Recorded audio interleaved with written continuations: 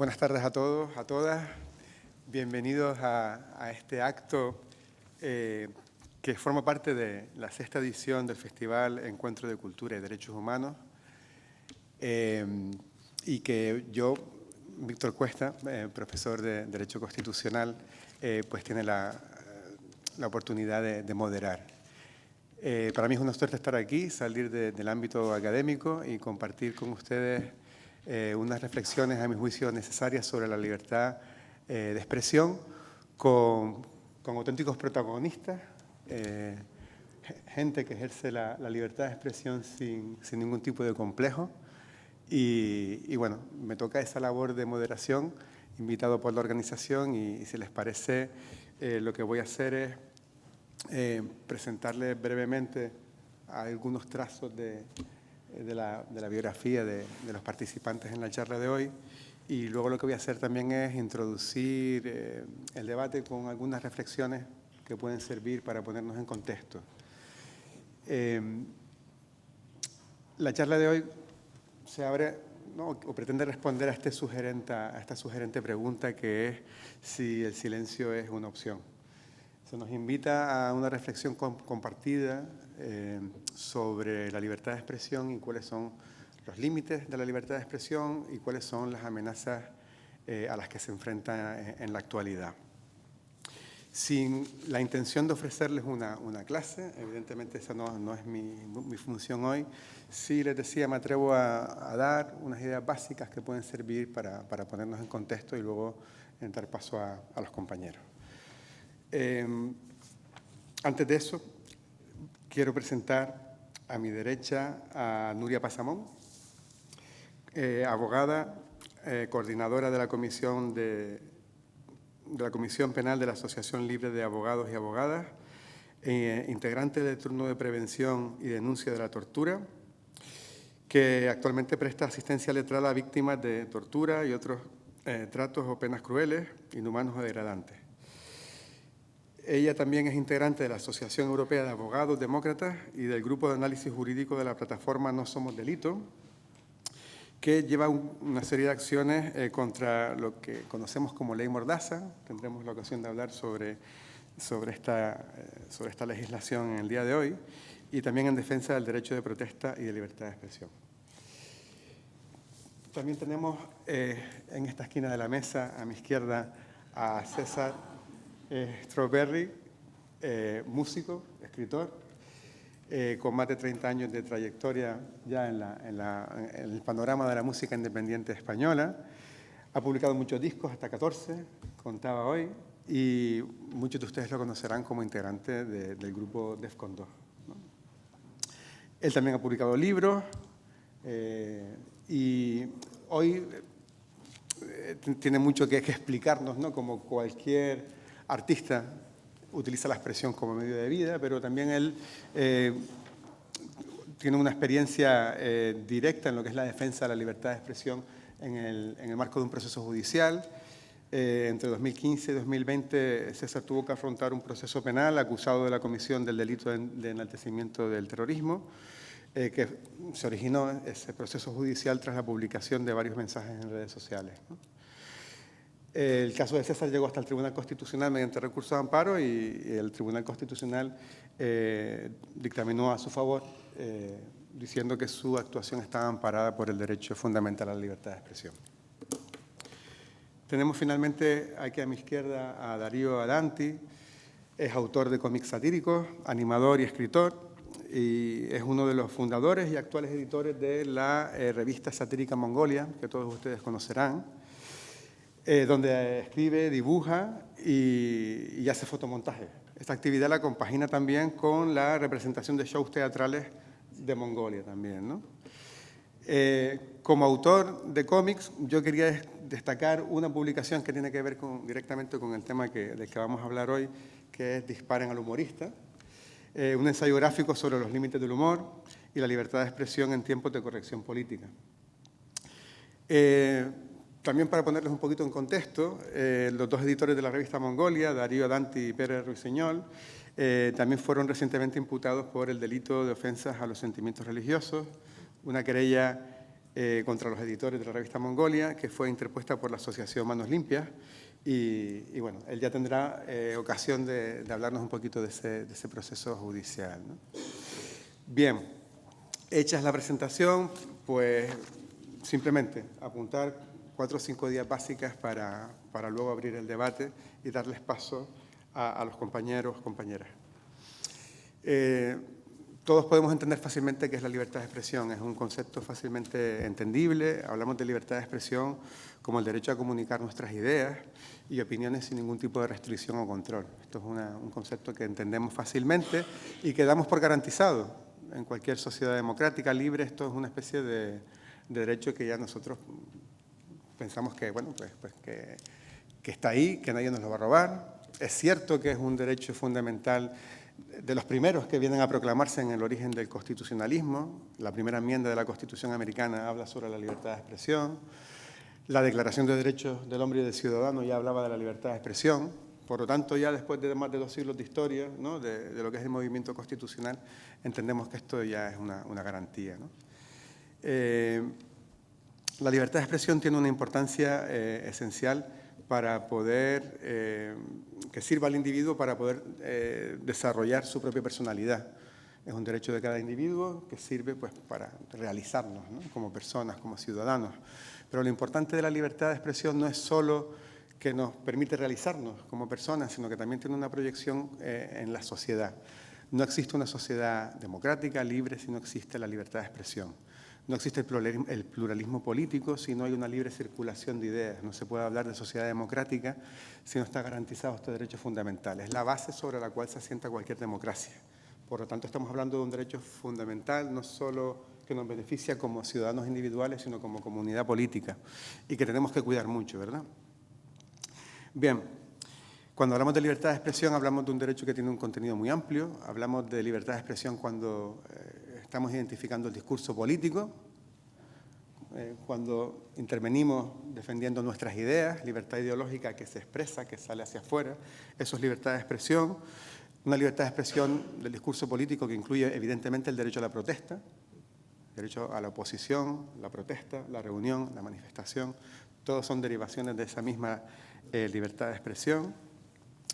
También cuando hablamos de libertad de expresión hablamos de la libertad de creación literaria, artística y de su difusión. Eso también es libertad de expresión. Evidentemente, cuando pensamos en el arte, estamos hablando de la expresión artística como por naturaleza irreverente, ¿no? Y ¿no?, eso también forma parte de la libertad de expresión, ¿no? No solamente manifestaciones artísticas estéticamente correcta o conforme a los cánones, sino cualquier tipo de manifestación artística que se parezca más a la sátira o que incluya elementos de irreverencia, ¿no? Cuando hablamos de libertad de expresión, muchas veces hablamos también de las libertades informativas. Hablamos del derecho a la comunicación, ¿no?, a la transmisión de hechos veraces, ¿no? Es un derecho fundamental este que se predica sobre todo a favor del profesional del periodismo, de los periodistas, y también está, digamos, comprometido dentro del mismo núcleo de derechos fundamentales. Bien, como ustedes entenderán, la libertad de expresión no es un derecho ilimitado, ninguno lo es. Mis derechos terminan donde empiezan los tuyos, ¿no? Siempre existe, digamos, en una sociedad donde tenemos que coexistir. Existe la limitación de nuestros derechos en función de los derechos que tiene el prójimo, y ustedes pueden entender evidentemente que mi libertad de expresión termina donde empieza la dignidad de la otra persona, su buen nombre, su honor, ¿vale? Y también podemos entender que las libertades informativas, el derecho a informar sobre algo, termina donde empieza la vida privada de las personas, la intimidad personal, la vida familiar, la propia imagen, ¿no? Son derechos fundamentales que también se predican a favor de los individuos y que normalmente entran en conflicto con las libertades informativas y con la libertad de expresión. Bien, más allá de estas limitaciones que tienen que ver con el ejercicio de tus derechos, hay algunas otras limitaciones para la libertad de expresión que derivan de conceptos jurídicos un poquito más ambiguos, como la moral pública o la protección de los sentimientos religiosos, que en algunas ocasiones se vienen a... son conceptos, ideas, que no sabemos muy bien definir, que se prestan a interpretaciones jurídicas diversas, ¿no? y que muchas veces vienen a limitar a la libertad de expresión. Hay delitos en el Código Penal, hay sanciones en las leyes sancionadoras, en las leyes administrativas españolas que se amparan en estos conceptos y a mi juicio son delitos y sanciones que muchas veces se han regulado de manera excesiva. Yo creo que el concepto de moral pública o protección de los sentimientos religiosos son conceptos que no envejecen bien en el contexto de una sociedad abierta, plural, y bueno, ya tendremos la ocasión de debatirlo, pero bueno, son esos conceptos sobre los que descansan algunos de los delitos y sanciones de los que hablaremos hoy.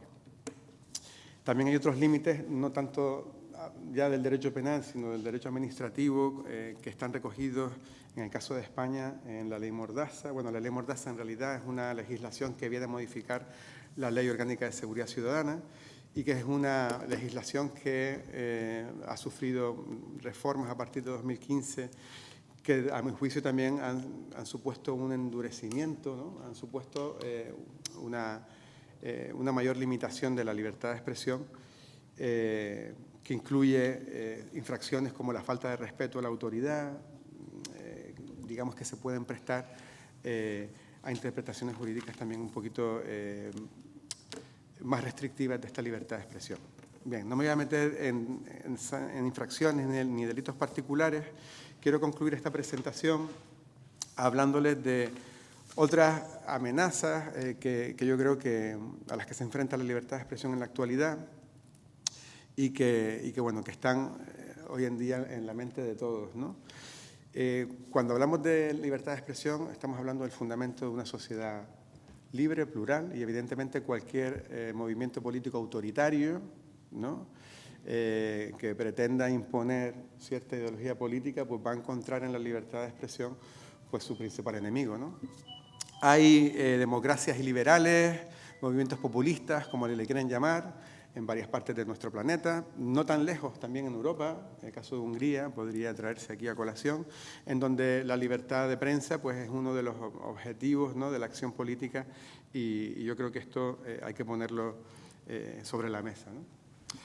Otras amenazas a la libertad de expresión, desde mi punto de vista, pues vienen de un exceso de moral pública, de un discurso de lo políticamente correcto. Es un límite que no viene tanto impuesto de las instituciones públicas, sino es autoimpuesto muchas veces y que muchas veces viene a favorecer, desde mi punto de vista, pues, esta cultura de la cancelación, ¿no? Que viene a perjudicar a determinadas personas que por determinada actuación en su vida pues van a ver en el futuro que cualquier opinión que emitan se vaya a ver automáticamente cancelada, ¿no? Y que yo creo que por ahí también es uno de los excesos que podríamos identificar en la actualidad, ¿no? Amenazas, evidentemente, a la libertad de expresión en el contexto de la sociedad digital. Hablamos de la propagación de bulos en las redes, de cómo esos bulos, esas fake news, vienen a favorecer la polarización política. También me gustaría introducir, ¿no?, de cómo esto afecta incluso en las propias campañas electorales. Se ha demostrado directamente, ¿no?, que durante las campañas determinadas informaciones en redes sociales pues, han podido inclinar la balanza en un sentido o en otro. Esta evidentemente es otra amenaza. Y para terminar mi intervención también quería hacer referencia a un último punto que yo creo que es delicado para un jurista, que ha oído hablar en la Facultad de Derecho siempre del concepto de la independencia judicial, ¿no?, de la independencia del Poder Judicial. Y esto tiene que ver con esta idea que nos presenta aquí el cartel sobre el lawfare, ¿no? Evidentemente yo creo en la justicia como digamos, el Poder Judicial como el poder que se encarga de garantizar el ejercicio de los derechos fundamentales. Nosotros, si ante cualquier vulneración de los derechos acudimos a la justicia, porque es el juez independiente del poder político el que nos va a garantizar su ejercicio. Pero existe también, digamos, en la actualidad, un debate público bastante amplio, que ustedes todos conocerán, es sobre si existe o no determinadas actuaciones judiciales que tienen un sesgo político, ¿no? Estamos hablando de acciones judiciales que tengan alguna intencionalidad política determinada, alguna instrucción, algún procedimiento penal que en un momento dado pueda tener ese sesgo político. Esto lo voy a dejar ahí.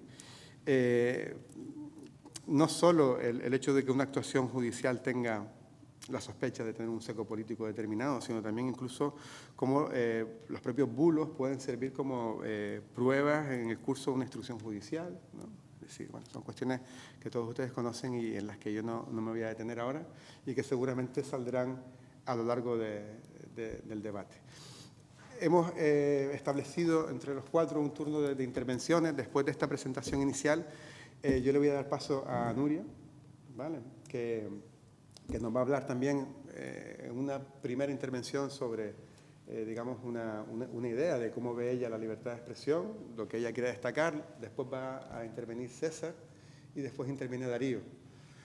Supongo que después de estas intervenciones abriremos aquí un turno de réplicas y en un momento dado pues también les daremos la palabra a ustedes que están aquí con nosotros hoy, ¿vale? Así que cuando quieras, Nuria. Muchas gracias. Bueno, yo espero no aburrir. Teórica siempre es un poquito más aburrida, pero es necesario que veáis las bases para luego en los casos prácticos, que ahí sí que nos van a ilustrar los compañeros, pues entendáis por qué han sido procesados, por qué han sido absueltos finalmente. No todos han tenido la misma suerte. Ejemplo, lo sabéis de sobra. Pues hay algún rapero que no ha tenido tanta suerte y sí está cumpliendo pena en prisión. Entonces, lo primero que tenemos que preguntarnos es si el pensamiento delinque, porque a lo mejor hay que empezar por ahí. Un Estado democrático regido por derechos fundamentales tiene que salvaguardar esa pluralidad y es que además es sano. Realmente la libertad de expresión, ¿de dónde viene? ¿Dónde nace? En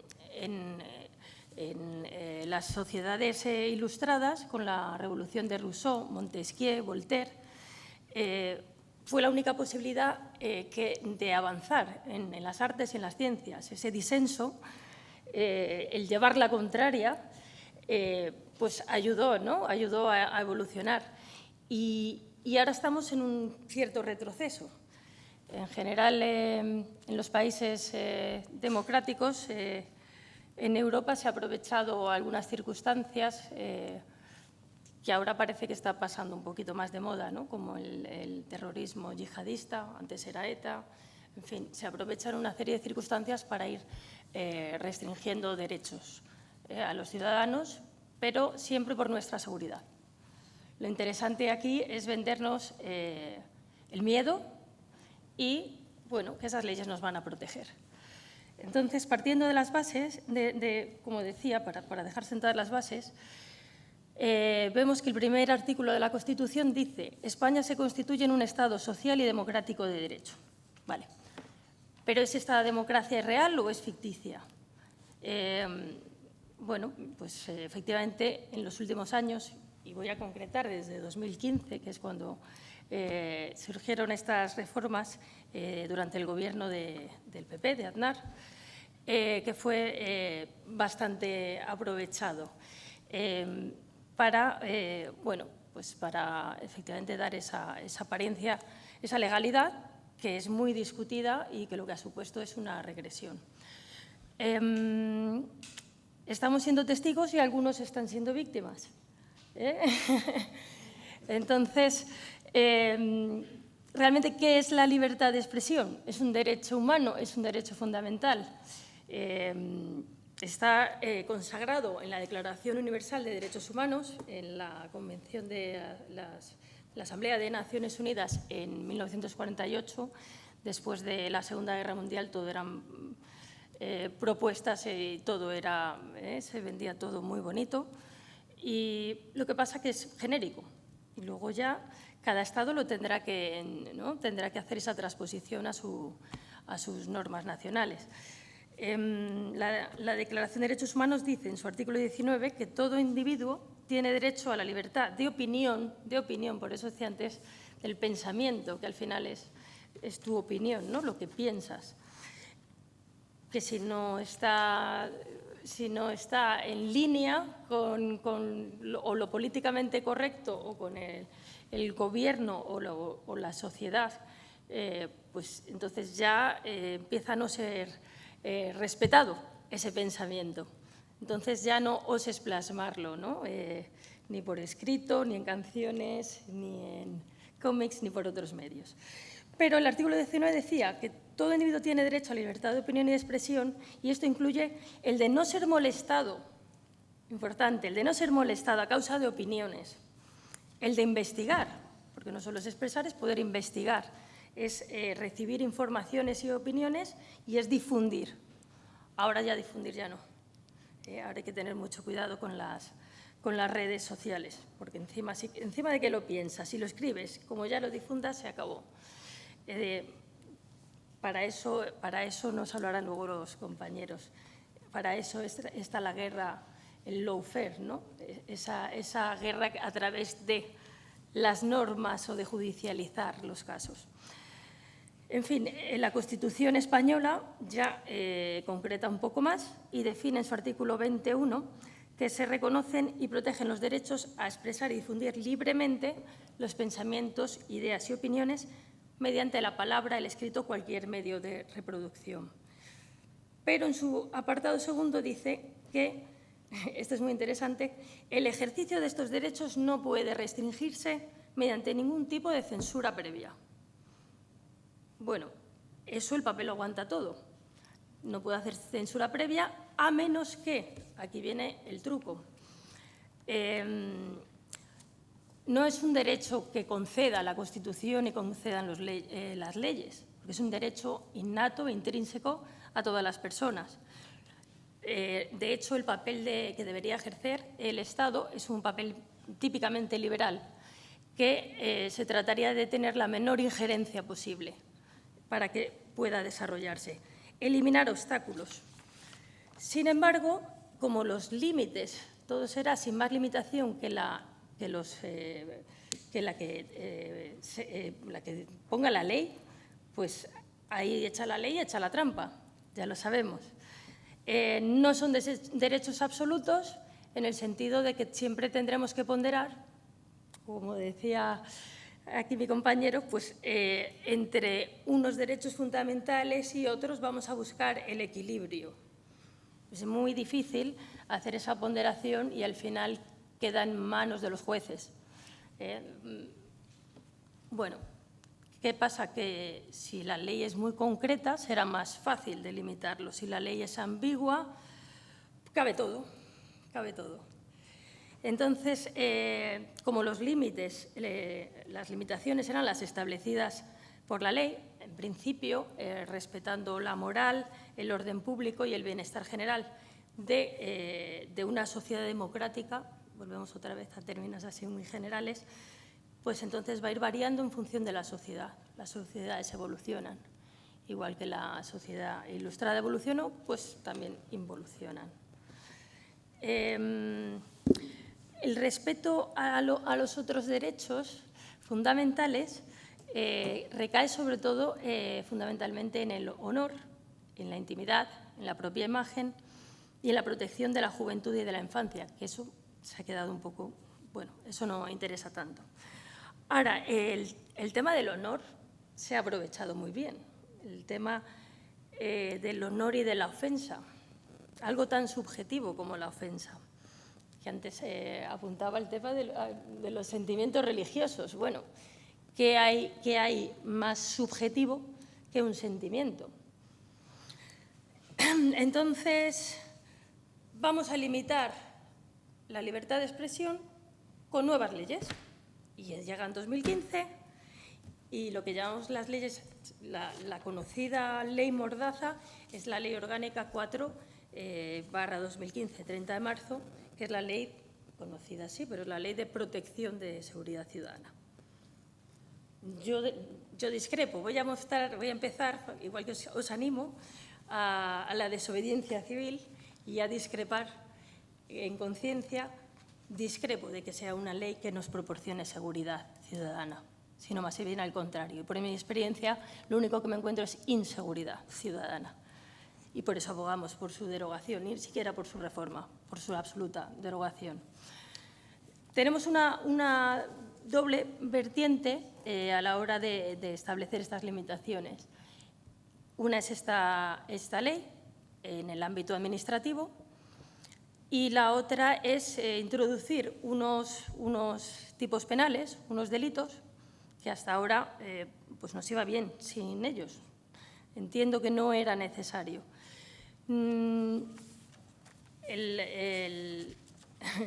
El tema de la ley Mordaza es muy claro porque nace, como os decía, bajo el pretexto de una necesidad de seguridad ciudadana por esa amenaza yihadista, que ya no hay. Si os fijáis, ya hemos pasado a otra cosa. Pero en ese momento era muy importante, de manera que pueda recabar también el apoyo de la sociedad. Siempre hablamos que es lo que demanda la sociedad. Y de la crisis económica y social. ¿Qué ocurría en esas fechas? Pues la gente estaba protestando, protestaba en las calles, protestaba en las plazas, iba a manifestaciones, había mucha actividad, había mucho activismo contra las políticas de austeridad y recortes. ¿Qué mejor manera de acallar esto? Pues unas sanciones, descomunales. Ahí es cuando se introduce. El trasfondo realmente lo que se persigue es la libertad ideológica y de pensamiento. Ese es el trasfondo. ¿Qué infracciones introduce la ley Mordaza? Bueno, todo lo que sea que el ciudadano libremente se reúna o se manifieste o en los medios de comunicación que puedan grabar, o un ciudadano que pueda grabar con su móvil. Bueno, un amplio elenco para criminalizar. ¿Y a quién se criminaliza? A periodistas y a movimientos sociales, sea colectivos, sea ONGs o plataformas, o sea individuos, porque hay sanciones para todo. Desde el que lleva la pancarta, oye, tú llevas la pancarta, tú eres el organizador. Bueno, se te quitan las ganas, son unas sanciones descomunales. Lo que antes eran faltas en el Código Penal es que es un buen truco. Se despenalizan las faltas y lo introducimos como sanciones administrativas. ¿Cuál es la diferencia? Que en el derecho penal hay una salvaguarda judicial. Los policías solamente tienen presunción de veracidad en el derecho administrativo. Esto quiero que quede claro para eliminar esa falsa creencia, ¿no? Es que el policía en un procedimiento judicial penal es un testigo más. La tendencia, sí, la tendencia es creerles más. Eso es verdad. Pero solamente por el hecho de ser policía no tiene veracidad su testimonio. En el derecho administrativo sí. Y las sanciones muy graves, quiero recordar que eran de entre 30.000 y 60.000 euros, algo así, 600.000. Las graves también de 600 a 30.000. Es decir, es que hay son unas cantidades que para el ciudadano de a pie, estamos hablando que venimos de políticas de recortes, de crisis, otra crisis, otra crisis. No hay dinero. Y esto que produce un efecto de desaliento, el efecto Chile, lo sabéis. Bueno, pues esa ley fue aprobada por mayoría, con el PP, con la oposición de nuestro actual presidente, que se comprometió a una reforma. Lleva unos cuantos años, estamos esperando.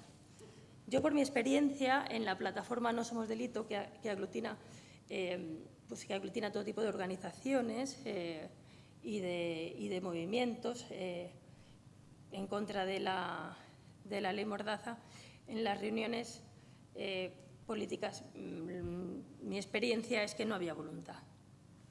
No había voluntad. Bueno, evidentemente el PP no se reunía con nosotros, Vox ni hablamos, estaba en sus inicios, PSOE se reunía muy amablemente para nada, para decir, bueno, sí, hay que contentar a todos. Y Podemos, pues tampoco lo llevó luego. Seguimos en lo mismo. Esa es la realidad. No hay voluntad. No hay voluntad. Así que ese retroceso en nuestros derechos nos lo hemos quedado, se ha quedado instaurado. Además de esto, si vas a una manifestación, además de la multa, puede ocurrir que tengas algún enfrentamiento o que le tenga algún enfrentamiento, más bien la policía con los manifestantes. Y ya entramos en otra cosa más, en el delito de atentado a la autoridad o de resistencia o desobediencia, que se da pocas veces, que normalmente directamente ya se inicia un proceso por atentado a la autoridad. Tampoco puedes grabar. Falso. Voy a también aprovechar para desmitificar este punto. Lo que no se puede es publicar la imagen tanto de los agentes como de familiares, pero claro que puedes grabar para procedimientos judiciales, es que es esencial, es que esa prueba es esencial. La propia policía, yo lo sé por mis clientes, te dice, no, estás cometiendo un delito, bueno, he oído barbaridades hasta, vas contra la ley de protección de datos. Yo creo que no tienen, en algunos casos, ni no saben muy bien de lo que hablan. Pero la creencia es que no se les puede grabar. Y los movimientos que sí realizan acciones, bueno, pues tendrán luego que presentar, creo que hay alguien aquí experto, recurso tras recurso, para librarse de unas sanciones que te arruinan.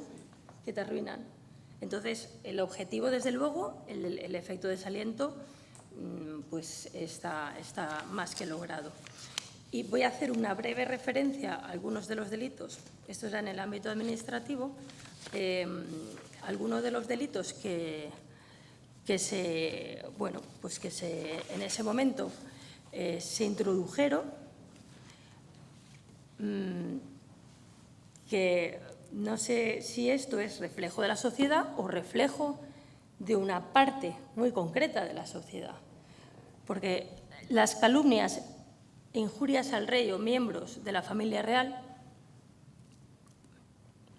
sabemos de los distintos procedimientos en que se han visto inmersos algunos miembros de la Casa Real. No se puede hablar de eso. No se puede hablar ni hacer crítica, ni… Bueno, la negación o trivialización del genocidio. Esto a mí últimamente me toca mucho, porque ¿qué es lo que está pasando en Palestina? Si eso no es un genocidio, yo no lo sé. En España se fabrican y se venden armas para el Estado de Israel. Pero si César de repente hace no sé qué era, un tuit o un… No, eso es. De tal, una gracia, ahí sí, pena de prisión. ¿Vale? A mí me impacta. La ofensa de los sentimientos religiosos o de escarnio o vejación de sus dogmas, creencias o ceremonias. Es que estamos en un país laico. Es que, el sentimiento religioso o profesar una religión, de nada te impide profesar una religión porque tú opines y expreses tu opinión y tu pensamiento en contra, porque debe ser igualmente protegido el religioso que el no creyente, igual. Y si hay una crítica, debe ser vista como algo enriquecedor en un Estado democrático. Porque si caemos en la ofensa, volvemos otra vez a ese espacio tan amplio en el que todo cabe. Y bueno, ya por que queden claros el resto de delitos que fueron introducidos, injurias graves a los órganos constitucionales, digamos, tampoco nos quejemos, ¿no?, a las Fuerzas Armadas o cuerpos y fuerzas de seguridad del Estado. Cualquier cosa puede ser… Bueno, aparte de la imaginación, me encuentro en los atestados policiales de todo lo que relatan que son copia y pega. Yo me encuentro atestados, copia y pega, y es lo mismo. Puede ser delito, puede ser una sanción grave. Normalmente acaban arrestados las personas que tienen algún enfrentamiento con agentes de la autoridad. Esa es mi práctica y lo digo claramente. Y es muy difícil luego luchar contra eso, conseguir la absolución de una persona en este tipo de delitos de atentado a la autoridad, pero más difícil todavía es lograr ya no condenar, sino llevar al banquillo a los agentes, que a lo mejor ha empezado por ahí el abuso. A lo mejor ha habido un abuso policial, ha habido personas con lesiones, con auténticas palizas, pero usando la fuerza mínima imprescindible, al final va a ser muy difícil condenar y ni siquiera sentar en el banquillo a los agentes. Entonces, ¿dónde está la problemática? Esa ponderación de los límites. No sé cómo ha sido vuestra experiencia para salir airosos,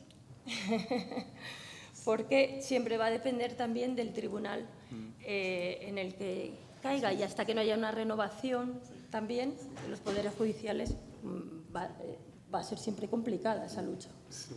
Yo creo que has presentado súper bien los delitos que luego ellos, ¿no?, de alguna manera… ellos, claro, ellos nos van a dar el caso práctico, sí, cómo lo han vivido. Le damos la palabra entonces… cometemos nosotros habitualmente. Sin querer. No, queriendo también, ¿eh? Le damos la palabra entonces Sí, por supuesto, a César, sí. Y ya luego… Eso mismo. Buenas tardes, amigos y amigas. Muchas gracias por venir a este evento tan atípico en el cual hablamos de cosas, cosas que la mayoría del poder quiere que no se hablen. Entonces, es muy importante que entre todos y todas fomentemos este intercambio de opiniones, este intercambio de informaciones, este contrastar puntos de vista sobre derechos y libertades que parece ser que empiezan a no estar muy de moda, por decirlo de una manera un poco sutil y amable con el sistema. Porque los derechos fundamentales, los derechos humanos, a partir del año 48, claro, la Declaración de Derechos Humanos se hace porque como reacción al estupor de la Segunda Guerra Mundial, es decir, a los genocidios, a la destrucción, a los millones y millones de muertos, a las torturas y a todo aquello, digamos que se hacen como una reparación moral para la propia humanidad, porque la propia humanidad después de la guerra queda tan dañada como concepto que necesita una reparación moral. Esta reparación se llaman derechos humanos, por eso es algo tan curioso y tan extraño en la historia de la humanidad, que al ser humano, por el hecho de nacer, por el hecho de venir al mundo, se le otorguen unos derechos. Ya bien es muy bonito que un ser humano pueda nacer y ya tener unos derechos. Eso es una cosa única en la historia de la humanidad. Y entonces han permanecido, por supuestamente, vilipendiados e ignorados por la mayoría de los países. Ha seguido habiendo dolor, genocidios, pero ha habido una cosa que es la consideración moral de eso. Y de algún modo la Carta de los Derechos Humanos, la Declaración de las Naciones Unidas, lo que viene es a proyectar una sombra sobre determinadas maneras de actuar que muchos políticos prefieren que no existiera esa sombra. Hay muchas tendencias, muchos países, muchas ideologías preferirían operar libremente, que lo siguen haciendo, pero sin esa consideración moral que establecen los derechos humanos como concepto. Lo estamos viendo en el conflicto, en el nuevo genocidio palestino, claramente, cómo se intenta, cómo la ONU está ahí, vamos, cada cosa que dicen es como, no, esto ya nos ofende mucho, que digáis es que estamos cometiendo un genocidio. Ya entras en ese mundo en el cual resulta que quieren aparentar, quieren hacernos creer que los derechos humanos son una cosa del pasado, algo de una comuna hippie que había y en la cual se decía que todas las personas nacían con derechos. Ese es el debate que existe actualmente. ¿Por qué el peso moral, el peso de condena moral es lo último que se quiere quitar ya de encima? El movimiento neoliberal y ultraderechista que está floreciendo en el mundo de una manera imparable. Entonces, en el caso de los países concretos, yo tengo una bonita experiencia en cómo se ha intentado recortar un derecho en España, amigos y amigas. Y, pues bueno, me ocurrió en 2015, en mayo de 2015, que un día de repente me detuvieron, que yo dije, ¿estáis de coña? Y me dijeron, no, te venimos a detener por un delito de enaltecimiento del terrorismo. Y resulta que habían estado rebuscando en mis redes y habían encontrado 6 tweets de 2018 que supuestamente, a juicio de algún policía que, bueno, pues con sus propias sensibilidades, consideraba que eso podía ser un delito. Mis 6 tweets que están en las redes sociales se publicaron en la prensa, bueno, hasta la extenuación, intentando criminalizarlos. Cualquier mente mínimamente equilibrada puede detectar que pueden ser más o menos necios o estúpidos o imbéciles, pero de ahí a cometer un delito penal habría un mundo. Nadie en su sano juicio podría haber llevado eso, valga la redundancia, a juicio. Sin embargo, yo, a partir de aquel 19 de mayo, es el Alzheimer, de repente me voy viendo envuelto en una trama surrealista y terrorífica en la cual digo, ¿está pasando esto realmente? Pues estaba pasando y al mundo le costaba entender que estaba pasando. Primero a mí, pero es que luego se me detiene y se me expone públicamente poco menos que como el coordinador de una red de enaltecedores del terrorismo que casi lidero yo. Y somos 19, según publica la prensa y todos los medios mainstream. 19 detenidos, lo sacan como noticia que abren los telediarios. Y cuando mis abogados solicitan el atestado policial de una operación como es la Operación Araña 3, organizada por el Ministerio del Interior, que está en aquel momento dirigido por Jorge Fernández Díaz, supernumerario del Opus Dei, y por otro lado, hoy día tiene que estar rezando mucho porque hasta el juez García Castellón le está buscando las vueltas en un proceso en la Operación Kitchen. Y García Castellón, digamos que es una persona pues un poquito con un sesgo ideológico bastante claro, pero le han dejado, hasta el PP le está dejando solo como dejaron a Bárcenas en su día. Entonces, bueno, ese proceso está todavía no ha concluido, pero vemos que ya es una persona que está bajo sospecha en el sentido de que por la supuesta participación en la creación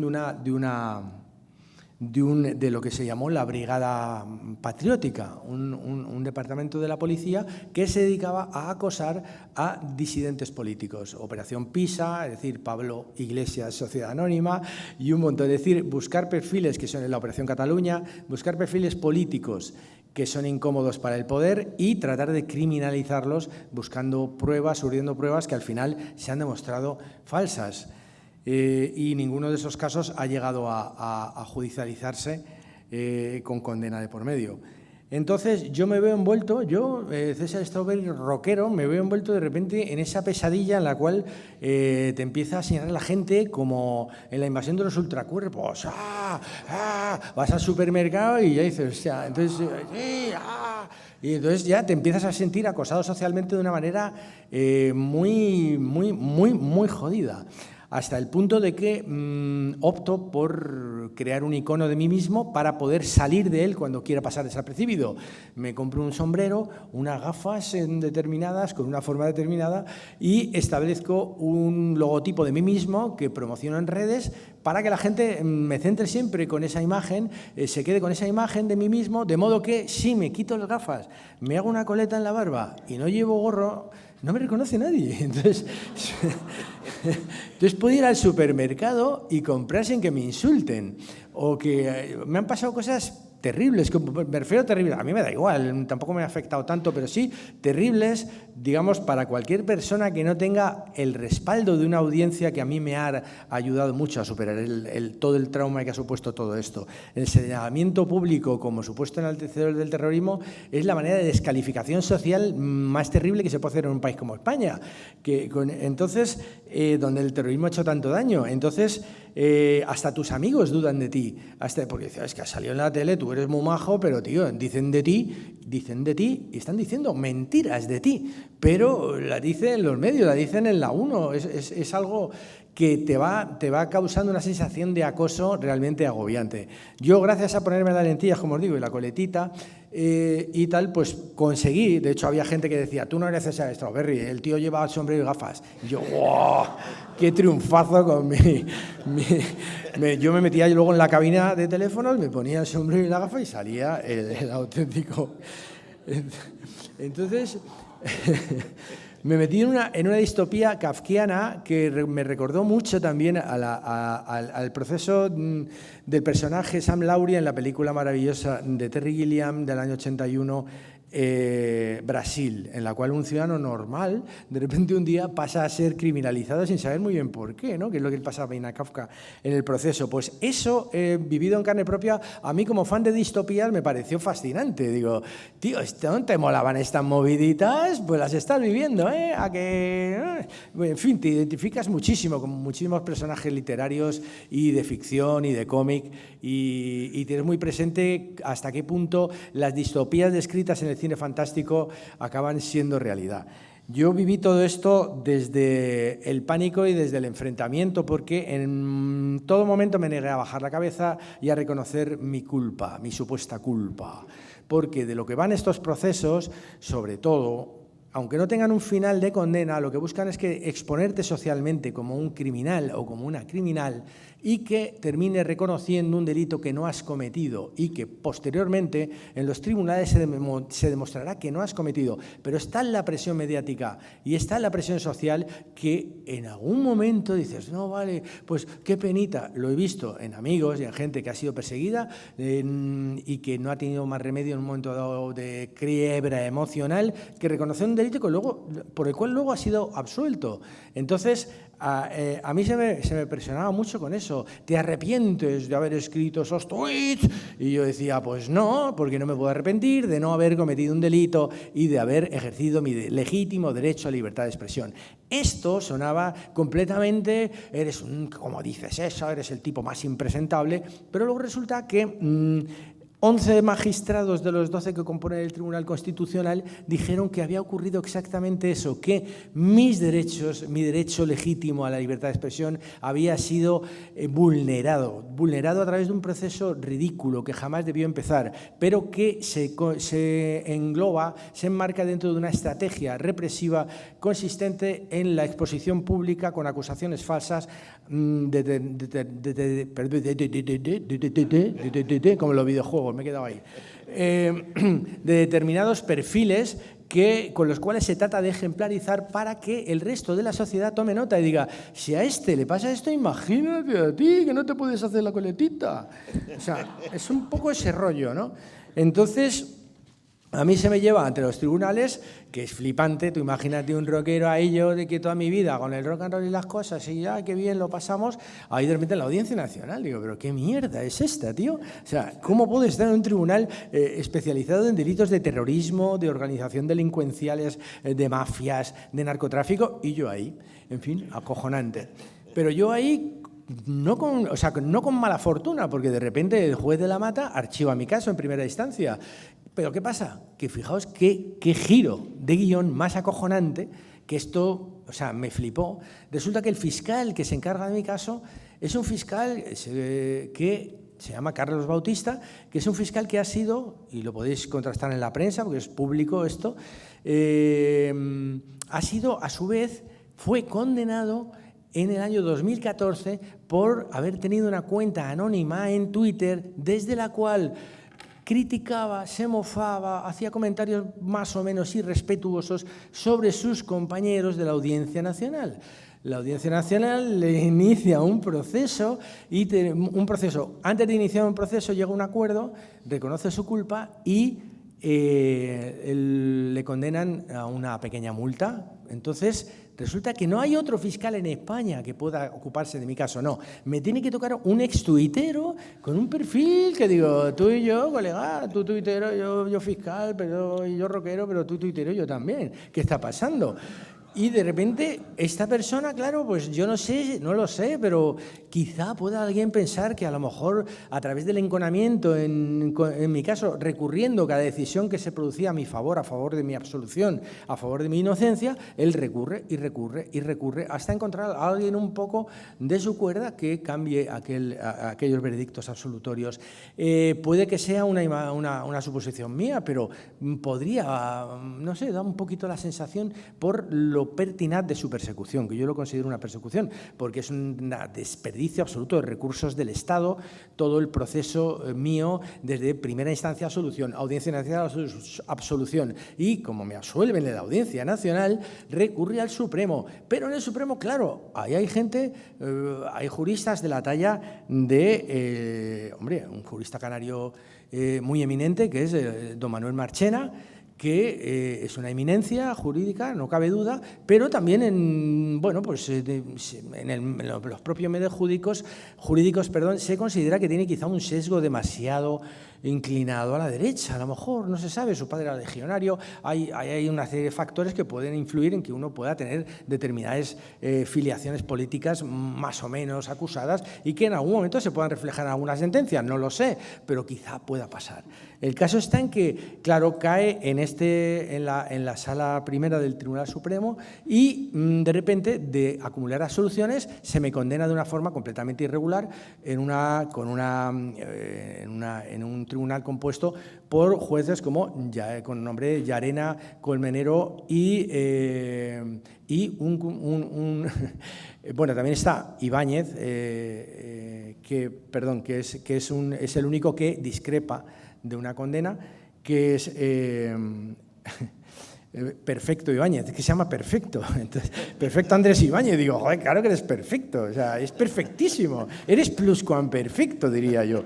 Y es el único que se opone a la condena, pero el otro magistrado se apellida, es que, a ver, no sé, se apellida Verdugo, entonces, o sea, no sé, o sea, es como, digo, estoy soñando, esto es muy de peli, todo, muy de peli. Entonces me condenan a un año de cárcel por unos tuits que es que jamás debieron ser judicializados para empezar y jamás debieron pasar del primer archivo, porque el final sabíamos todos que iba a ser una solución, era imposible que eso... Pero hubo este intento. ¿Qué intentó la sala primera del Tribunal Supremo? Pues lo que intentó fue ejemplarizar y recortar un derecho fundamental como la libertad de expresión, acotarlo un poquito más, recogerlo, y entonces poquito a poco, con más sentencias de este tipo, es como se consigue que un derecho humano acabe por desaparecer. Porque aquí quitas, no, es que esto no se puede decir, es que esto... Es decir, lo que se intentó es claramente difuminar los límites entre lo moral y lo penal. Es decir, es que tienes muy mal gusto, César, qué mal gusto tienes escribiendo eso. Vale, yo puedo ser gilipollas, pero eso no quiere decir que esté cometiendo un delito penal. Eso no quiere decir que yo tenga que ir a la cárcel por ser gilipollas, porque entonces no habría cárceles suficientes, ni siquiera en El Salvador, que han hecho estas tan grandes, ¿no? Ahora ha hecho Bukele. O sea que para los gilipollas ya sería tremendo el número de cárceles. Entonces lo que se intenta es difuminar esos límites claros entre, que lo ha mencionado Nuria, el tema del sentimiento y luego la ley. ¿Qué tiene que ver la ley con el sentimiento? ¿Qué tiene que ver lo moral con lo penal? También se intenta con esta sentencia, en mi opinión, criminalizar la sátira, criminalizar el humor y criminalizar el pensamiento disidente, cosas que son perfectamente constitucionales, del mismo modo que se intenta también criminalizar la ficción, porque tú muchas veces pones ejemplos, de eso sabe mucho aquí mi amigo, hasta qué punto la ficción, tratan de ficción, no, es que has puesto un personaje, has hecho una metáfora muy dolorosa, pero es una metáfora, o sea, no es realidad, o sea, y que distinguir entre palabras y hechos. Las palabras y los hechos no son lo mismo. Lo que es punible son los hechos. Las palabras, de hecho... he dicho hecho otra vez. O sea, por eso existen los delitos de opinión. Pero en este caso, a mí se me intentó se intentó en mi caso hacer pasar por delito de terrorismo, por eso fui juzgado en la Audiencia Nacional, un supuesto delito de opinión que al final ni siquiera fue delito de opinión. Es decir, estas son las distorsiones de un sistema que lo que intenta es, en muchos casos, bueno, determinados elementos del sistema, intentan generar estas distorsiones que calan muy fácilmente en la gente. Es decir, que por tener mal gusto puedas ir a la cárcel. Porque yo he escuchado mucho, hablando de temas de libertad de expresión y de condenados, por ejemplo, el caso de Pablo Hasél, que dice, pues Pablo Hasél no cae bien, y lo entiendo, porque a mí tampoco me cae bien, y de hecho nos llevamos fatal, pero nunca he dejado de defender su derecho a la libertad de expresión y nunca he dejado de condenar su injusta pena de cárcel, que me parece una aberración en un Estado democrático europeo que eso pueda suceder. Sin embargo, hablando con amigos, y pues dicen, he escuchado este comentario recurrentemente, que es, joder, César, es que lo tuyo es una putada, pero Pablo Hasél que se joda, que es un gilipollas. O sea, ¿cómo que se joda que es un gilipollas? O sea, que como te cae mal, no pasa nada porque vaya a la cárcel. Entonces es lo que pasa con la libertad de expresión en España. Es un buen ejemplo de lo que pasa, porque en España la libertad de expresión se está convirtiendo en una cuestión de trinchera. Es decir, si eres de mi trinchera, si me caes bien, pues todo lo que digas está guay, que somos coleguitas. Ahora bien, si piensas distinto o eres de otra forma, mi juicio por comentarios parecidos a lo que tú has dicho va a ser muy distinto. Yo voy a pedir tu criminalización y voy a poner el grito en cielo. Entonces, creo que se ha perdido completamente el concepto de lo que es la libertad de expresión, o se está perdiendo. A ver, no lo demos por perdido del todo. Porque, en mi opinión, la libertad de expresión es una frasecita que me quedó muy bien y la digo muchas veces porque me queda como si hubiera estudiado. Es la sangre que fluye por las arterias de una democracia sana. ¡Ah, qué mola! Entonces, el momento en que se empieza a haber trombos en esa circulación es cuando la democracia no se podía llamar democracia. En el momento en que la ciudadanía empieza a asumir criterios subjetivos como la moral y la afiliación ideológica y tal para juzgar derechos fundamentales es cuando estamos bien jodidos y jodidas. O sea, ese es lo que yo creo que no podemos perder. Yo creo que nos tenemos que esforzar no por defender tanto a quienes piensan como nosotros, yo me refiero por defender su derecho a la libertad de expresión, sino también por defender el derecho de quienes no piensan como nosotros. ¿Por qué? Pues porque a mí Jiménez Los Santos me parece un tipo aberrante, no me gusta nada de lo que dice, me parece nauseabundo, lo digo claramente, no me gusta su ideología, pero jamás se me ha ocurrido pensar que hay que ir con una antorcha a cerrarle la emisora. Pues porque no, a lo que yo aspiro es a que se me deje hablar como a él. O sea, él sí que disfruta de un derecho de libertad de expresión envidiable, porque a él nunca le enjuician y mira que dice burradas. O sea, lo que hay que abogar, en mi opinión, no es por cerrar la emisora de Jiménez Los Santos, sino es por defender su derecho a la libertad de expresión para que podamos disfrutarlo todos los demás. Así de claro, porque si no, estamos cayendo en lo que estamos cayendo, que es un sesgo ideológico en los tribunales que solo condena a gente que piensa de un determinado modo y permite expresarse libremente a otro tipo de gente que piensa de otro modo. Bueno, no me enrollo más, no quiero superar el tiempo establecido, pero para concluir solo diré que creo que toda esta estrategia lo que busca es el pánico, el miedo. Se pasa mucho miedo, yo he pasado mucho miedo durante los 5 años que fui perseguido, pero al final gané. Cuando ganas da mucha satisfacción, produce satisfacción, pero siempre te hubiera gustado que no hubiera pasado nada de eso. O sea, hubiera molado mucho más. Sin embargo, me queda la satisfacción de que permanece la jurisprudencia establecida con mi caso en el Tribunal Constitucional que va a favorecer que persecuciones como la mía no se puedan repetir. Y, por otro lado, creo que todo lo que buscan con esto es el miedo, que tengamos miedo a hablar, que cada vez nos cueste más hablar. Reconozco que a mí cada vez ya me empieza a costar más porque me da pereza dar explicaciones por todo, ya déjame en paz, ya. ¿Por qué eres de esto o de lo otro? Porque también es verdad, la izquierda tiene una especie de juicio moral, establece también con determinadas cosas, que es que ya es que hay curas en todos los lados. ya, es que los capillitas se están tomando el mundo. Entonces, invito a lo que hago referencia con esto es a la autocensura, que es, acabamos cediendo a la represión sin que nos repriman del todo. Es decir, por miedo nos acabamos callando, por comodidad nos acabamos callando y acabamos renunciando a nuestros legítimos derechos humanos voluntariamente por evitarnos líos. Y eso es el principio del autoritarismo, que es una frase de Gérard Briard, que era director de Charlie Hebdo. Es decir, la autocensura es el principio del autoritarismo. Creo que es una frase muy sabia. Reconozco que yo lucho cada día por no autocensurarme y me cuesta, Y, por último, os recomiendo un ejercicio muy sano para tolerar que la gente hable y diga cosas que no nos gustan sin que nos lleguen a afectar, sin que queramos quemarle la emisora, sin que queramos pegar a nadie. Es decir, que las palabras fluyan y que las palabras se encuentren en el mundo de la dialéctica y con argumentos se acabe con los argumentos nocivos y que consideramos desde cada punto de vista, con argumentos y con debate y con cultura. Y es una cosa que aprendí en el colegio muy sencilla. En el colegio, cuando había mobbing, que ahora se llama mobbing, entonces se llamaba que te jodían, y la cuestión era que en un momento dado tú optabas decías, te tapabas los oídos y decías, habla Chucho, que no me escucho, habla Chucho, que no te escucho, habla Chucho, que no te escucho. A mí me funcionaba. Y creo que socialmente eso puede funcionar. Toleras e ignoras. Es decir, pues no voy a ver a estos hijos de, yo qué sé, estos mongoles que ofenden a tantos sentimientos religiosos, a todo. Pues no los voy a ver y ya está. O sea, no, yo no escucho a Jiménez Los Santos porque no me gusta lo que dice.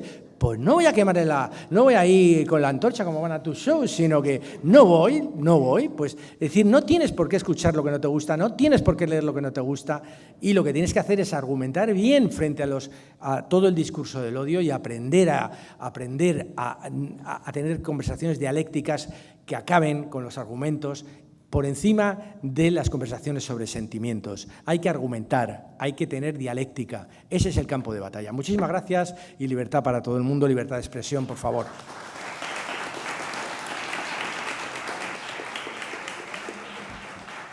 Voy a hacer lo mismo que César y me voy a poner el cronómetro, porque por más que yo vivo hace 28 años en España, sigo siendo muy argentino, y en Argentina somos muy de Einstein. Es decir, cuando nos ponen un micrófono, para nosotros el tiempo es relativo. O sea, para mí 10 minutos, para vosotros puede ser hora y media. Entonces voy a ponerme para tener los mismos minutos entre nosotros. Voy a ponerlo ahí. Bueno, lo que quería decir es que por más que si por ahí yo hace 4 o 5 años hubiera hablado también de la cancelación o de la corrección política, creo que ahora está comprobado que los de la izquierda, cuando nos ponemos a censurar, somos unos blandengues. Somos pesados en Twitter y poco más. Porque realmente la derecha ahí nos da 40 vueltas, ¿eh? La derecha sí que tiene... O sea, ha perfeccionado la manera de censurar de una manera... Yo les voy a leer todos los problemas que hemos tenido nosotros y con quiénes, ¿no? Entonces hemos tenido intento de querella o demanda que al final no prosperó, de los macarenos, de la cofradía de la Macarena. Luego de la cofradía de la Virgen de Cartagena, con 2 misas de desagravio. Muy fuerte. Ortega Cano, que aparte se quería presentar como con Vox, de Abogados Cristianos, de Manos Limpias, de Hazte Oír y de una agrupación cultural carlista, que yo pensé que estaban muertos, pero pensé que eran del siglo XIX. Pero se ve que tú insultas a Dios y es como el truco vudú para revivir a los muertos. Reviven los muertos del siglo XIX con la boina polillada. Blasfemia. Entonces, pues claro, si te lo pones a ver, ¿qué nos ha pasado con la izquierda? Pues sí, un par de veces en Twitter se pusieron muy pesados. Pero comparado con esto, coño, nos ganan a golear. La derecha nos está ganando a golear. Y lo que quería decir era que aquí tenemos a Victoria Rosell, que sufrió en carne propia el lawfare, primero como jueza y después toda una campaña. Gara Santana también, bueno, el Carlos Sosa, periodista, ni te cuento. Pero en tu caso específicamente, de libro como jueza y después toda una campaña judicial por la ley del solo sí es sí. Y me acuerdo cuando decían lo del lawfare, se llevaban todas las manos en la cabeza. ¿Cómo van a decir que hay lawfare? Claro que hay lawfare, por supuesto que hay lawfare. Y hay muchas maneras de lawfare. No tiene solo por qué ser la prevaricación de un juez. Hay diferentes mecanismos porque te pueden hundir judicialmente por multas. Lo que decía Nuria también del chilling effect, el efecto desaliento. En nuestro caso, Abogados Cristianos nos ha metido demandas a cascoporro, solo que esta es la que ha prosperado. Pero claro, Ortega Cano, nos hemos gastado 100.000 euros en Ortega Cano. Y Ortega Cano confesó en una entrevista a La Vanguardia que a él el cartel que habíamos hecho con él, que aparte es totalmente, digamos, pertinente como sátira, porque un personaje público y famoso cometa un homicidio imprudente por ir borracho, digamos, por ir alcoholizado, la sátira está para eso. La sátira, por así decirlo, es la hermana moral del humor, no moral en el sentido de católica, sino que dice, pues esto está mal, esto que un personaje público ve borracho y mate a alguien está mal. Si yo llamara borracho a una persona que no tiene poder y que no ha hecho nada, sí que estoy contra el honor, pero no contra un personaje público. Pero él confesó que nos hizo juicio por el cartel de Ortega Cano, no porque le molestara su cartel, lo dijo en La Vanguardia, sino porque él era de la cofradía de la Virgen de Cartagena y en realidad les molestó el cartel que hicimos sobre eso, pero como no le aceptaron a trámite por libertad de expresión ese cartel, los abogados le dijeron, pues vamos con el tuyo, que los crujimos por el honor y por derecho a la imagen, porque según ellos estábamos promocionando un show con su cara, ¿no? Como si la gente de Mongolia viniera a vernos porque cree que va a venir Ortega Cano, ¿no? O sea, dice, ¡guau! Viene Ortega Cano con Mongolia, qué show maravilloso, ¿no? Entonces, y tuvimos 4 shows con protección policial por amenazas de muerte que consideraron que podían ser de verdad, 2 en Cartagena, uno en Cartagena, uno en Sevilla y 2 en Valencia con España 2000, que fue tan fuerte que tuvo que intervenir. Menos mal que había triunfado la moción de censura contra Rajoy y que estaba ya el gobierno de coalición, porque no nos hubieran dado ni bola. O sea, si estaba Rajoy no nos daba ni bola. Y el propio comisario de Valencia nos dijo que no podía brindarnos seguridad porque temía que alguno de los miembros de su cuerpo podían ser de España 2000, que es un grupo neonazi. Entonces intervino enseguida el Ministerio del Interior, nos pusieron policía, fuimos por eso digo que somos unos blandengues, la izquierda a la hora de censurar, ¿no? Tenemos que coger esta fuerza, joder, amenaza de muerte, ¿qué es esto? Entonces, claro, yo creo que sí que esto es un plan y está pasando en todos lados. Me refiero, hay un contraataque de la ultraderecha, fuimos muy ingenuos porque los que esperábamos toda la vida que ciertos valores humanos, de protección a las minorías vulnerables o a los grupos vulnerables, en el caso de la mujer no es minoría, es la mitad de la población, que eso cuando tuviera las instituciones y se pudiera brindar mayores derechos, entonces todos seríamos felices.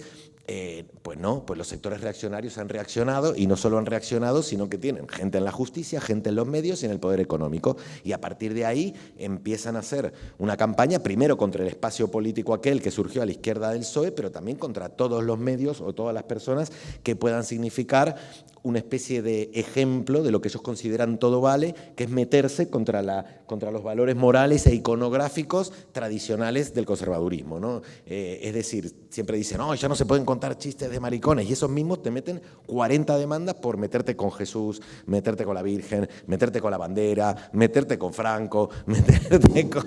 Esos son los que se dicen incorrectos políticamente. Y claro que hay lawfare, porque obviamente... Cuando se llevan las manos a la cabeza, ¿cómo va a haber lawfare? Y eso es decir que todos los jueces son corruptos, me recuerda cuando los hombres dicen, pero no todos los hombres somos violadores, ¿no? Ante el feminismo, ¿no? Del hombre, la cultura de la violación y tal. Por supuesto que no. Muchos hombres y muchos jueces no son violadores ni hacen lawfare. Por ejemplo, los que están en estado de coma, los que han sufrido coma, no tienen posibilidades materiales para hacerlo. Los demás, no es que lo hagamos. Podemos pasar toda una vida sin hacerlo. Es que tenemos probabilidades de hacerlo porque tenemos medios para hacerlo. No significa que lo vayamos a hacer. Entonces, como la justicia es un poder, y es un poder muy fuerte, claro, la justicia está para fiscalizar el poder ejecutivo, pero ¿quién fiscaliza al que fiscaliza, ¿no? Y es verdad que hay jueces que se han convertido por su posición, o estamentos judiciales, que se han convertido en poderes fácticos en sí mismos y que encima tienen apoyos de diferentes sectores del poder. Decías antes Fernández Díaz. Fernández Díaz, por ejemplo, fue el que de alguna manera blanqueó creo que era Hazte Oír, cuando lo nombró Asociación de Interés Cultural. O sea, un grupo que presuntamente, según algunos periodistas, es la flecha digamos, la entrada de la secta El Yunque, una secta ultra fascista y reaccionaria. Ha querido decir el Yunque, no el Xunque.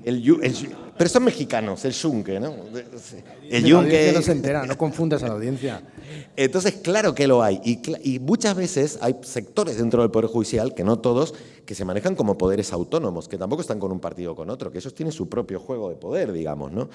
Y todos estos grupos, por ejemplo, Abogados Cristianos, Manos Limpias, Hazte Oír, tienen un juego que se trata de seguir manteniendo, mediante el efecto desaliento, los privilegios que tenían los sectores conservadores en España toda la vida a través del nacionalcatolicismo. Porque claro, como la democracia fue pactada en España, murió Franco, no lo derrocaron, hubo que pactar con los sectores del fascismo que estaban ahí. Esos sectores del fascismo han seguido, hablábamos antes de tú ves el IBEX, lo hablábamos con Juan, tú ves el IBEX, cuántas fortunas salieron de personas que venían cercanas que estaban en el círculo de Franco. Lo mismo pasa en la justicia y lo mismo pasa en un montón de otros sectores. Y claro, pues no les gusta obviamente ir perdiendo poder, no les gustan que se institucionalicen ciertas moderneces, estas cosas de los derechos humanos y la igualdad, ¿dónde vamos a ir a parar? Y obviamente intentan mantener ese privilegio. En el caso de abogados cristianos, Astio Ir, etcétera, lo que hacen es el efecto desaliento. Ellos saben que van a perder, les da igual. La mayoría de las querellas o demandas que ponen, saben que al final muchos jueces no las van a admitir. También saben en qué juzgados ponerlas, porque saben qué jueces son más ultra nacionalcatólicos, son del Opus Dei o lo que fuera, y que se las van a aceptar a trámite. Pero, sea, como ellos no tienen que pagar las costas, no hay que pagar las costas, pero si pierdes tú tienes que pagar eso, ¿no?, de daños morales o lo que fuera, y aunque no tengas que pagar nada porque ganes todo el proceso, primera instancia, segunda instancia, es gasto, tienes que pagar abogados. En mi caso tuve que ir a declarar a Mataró cuando vivo en Madrid, bueno, fui 3 veces a declarar a Plaza Castilla, pero no funcionaba la conexión digital entre un juzgado y otro, que eso me pareció buenísimo. Yo digo, esto lo cuento en Argentina y flipan, vamos. Digo, en Europa no se puede conectar por Zoom Plaza Castilla con Mataró, y bueno, flipan. Entonces, claro que existe el lawfare, claro que la justicia es un poder en sí mismo y que hay sectores, bueno, sin ir más lejos, el Consejo General del Poder Judicial está secuestrado por jueces que son de un partido político, o afines de un partido político, que no estamos hablando de una tontería, estamos hablando de que los que tendrían que garantizar y fiscalizar al poder político, lo que están haciendo es jugando a la política, bajando a representantes políticos. Mónica Oltra, otro ejemplo de lawfare de libro, digamos, ¿no? En el caso de Mónica Oltra, claro, te pasa algo así, te meten una demanda, no hace falta que el juez esté ni en el ajo. La repercusión mediática de eso dura meses, porque se ha saltado este tema y sale un nuevo testigo y sale no sé qué y sale no sé cuánto y va a declarar y esto y lo otro. Luego, cuando la absuelven, sale un día medio minuto. La han absuelto, punto, pero ya no está más en su carrera política. Y con lo que están pasando con los artistas, 9,50, voy muy bien. Con lo que está pasando con los artistas es que hacen lo mismo porque no quieren que haya, digamos, una representación visual o gráfica. Esto es muy ultra y muy religioso. Por ejemplo, ¿por qué Abogados Cristianos no se querella contra Nietzsche por el anticristo, ¿no?, o contra Voltaire? Porque hay que leer, ¿no? Entonces, eso ya. Pero en cambio, que esto es muy de los monoteísmos, la imagen les parece lo más hereje que hay, ¿no? Que haya una imagen, primero porque la entienden directamente, no tienen que leer nada, eso nos lo agradecen, no nos lo dicen, pero yo sé que nos lo agradecen. Gracias porque vuestra herejía no haya que leer, muchas gracias.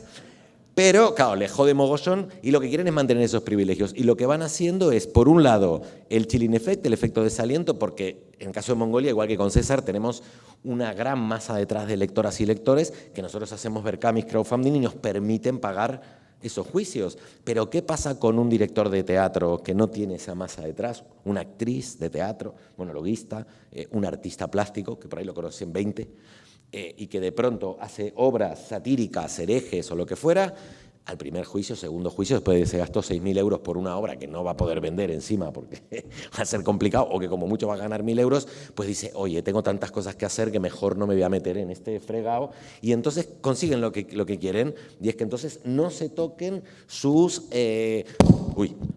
grandes valores tradicionales, porque ellos creen que España son esos valores tradicionales y no quieren aceptar que la España real es una España muchísimo más variada, donde hay de todo, hay de todo en cuanto a género, sexualidad, religiones, ateísmo, etcétera, ¿no? Y entonces utilizan el Código Penal para eso, y eso es una especie de lawfare también, aunque el juez al final te libre, es una especie de lawfare porque al final te desgasta, ¿no? Y aparte estos grupos se financian de esta manera. Nosotros tuvimos la brillante idea de, como lo seguimos en Twitter, ver que ponían estos grupos, si quieres que sigamos luchando para que no insulte, porque juegan al victimismo. Fíjense que la ultraderecha tiene una cosa muy violenta Milei es el ejemplo perfecto. Va de víctima primero, pero es la víctima que se revela y agrede, ¿no? Y agrede, en realidad es la justificación para agredir, ¿no? Esto es como, ay, nos están atacando, nos están atacando.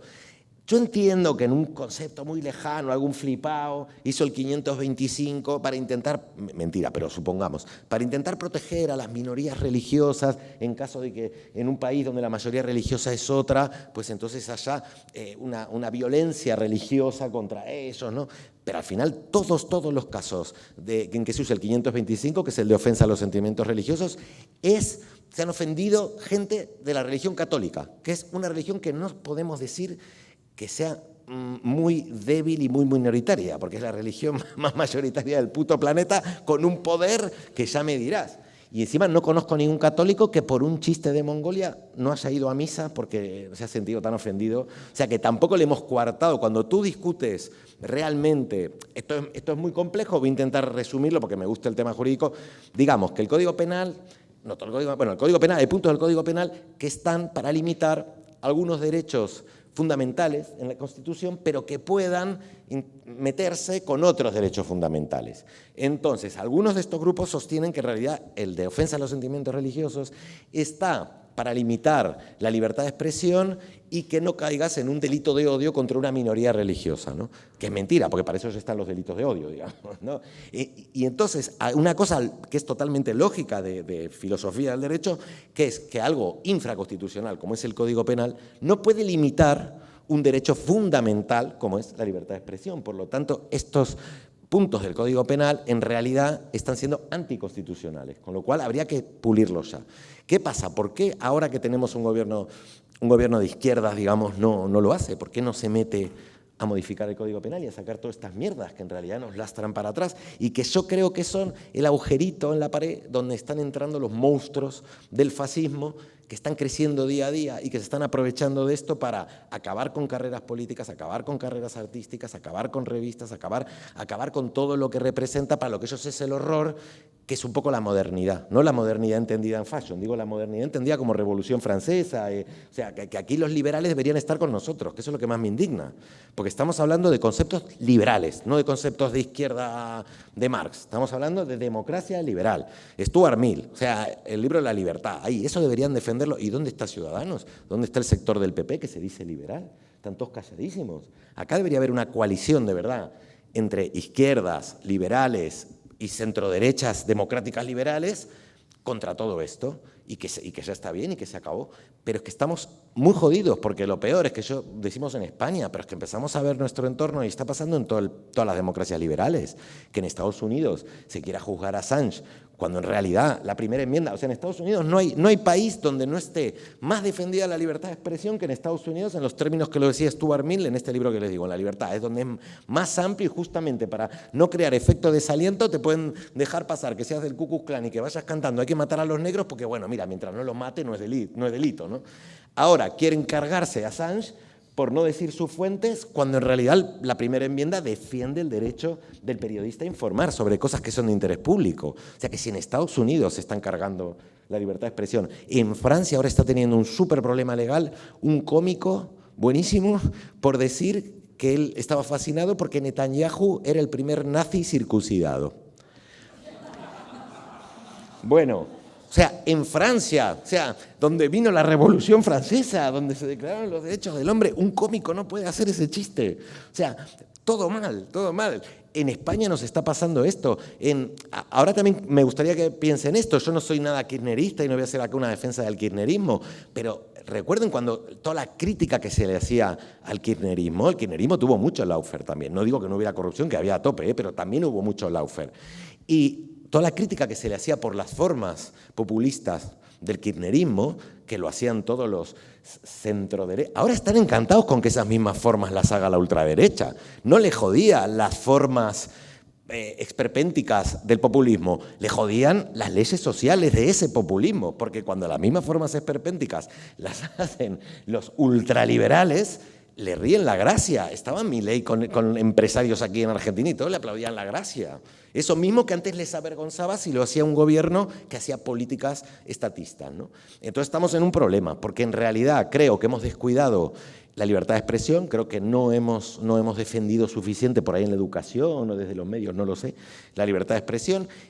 y ahora tenemos muchos jóvenes que no entienden muy bien qué es ese derecho, porque ya han nacido con él y no lo extrañan, creen que están siendo reprimidos por la progresía institucional y que ya ellos no pueden ser libres y contar chistes de mariquitas, y a la vez no entienden por qué tú haces un chiste sobre Dios y eso ofende, ¿no?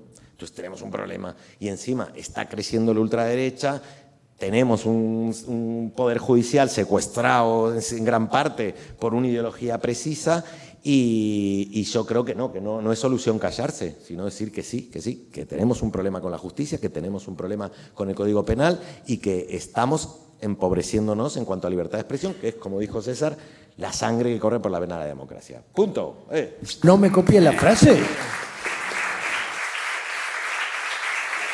Yo simplemente reforzar un par de ideas que ya se han presentado aquí.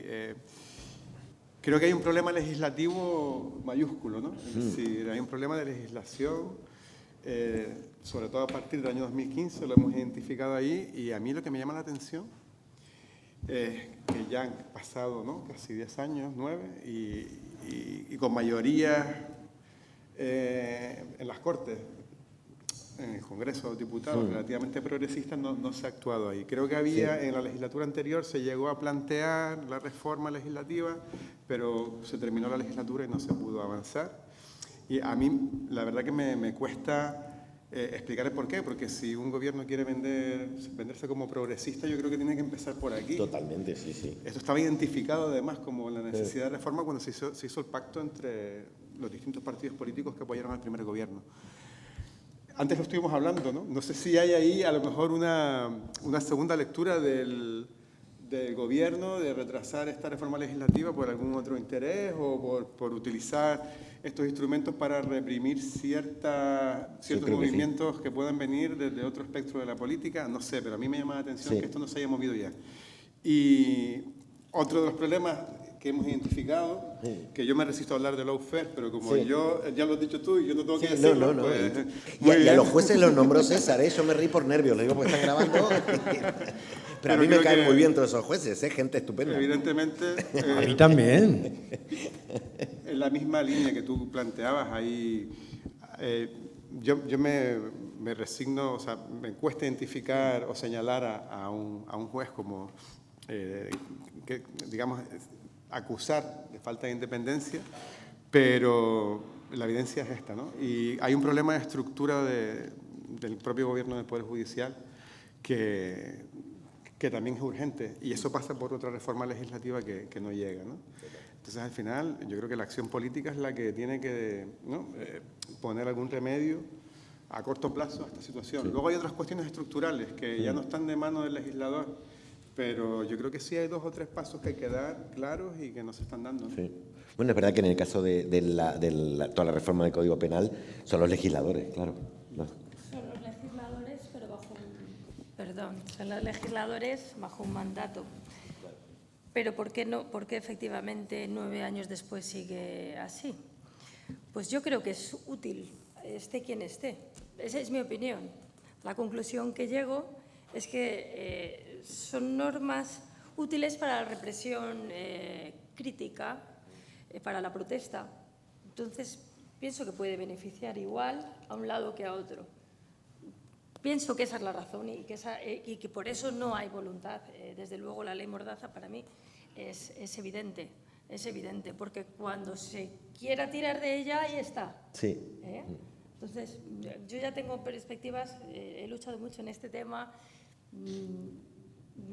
tengo perspectivas muy negativas de que se pueda ni siquiera reformar. Creo que hay una propuesta ahora, me ha llegado ahora por sumar,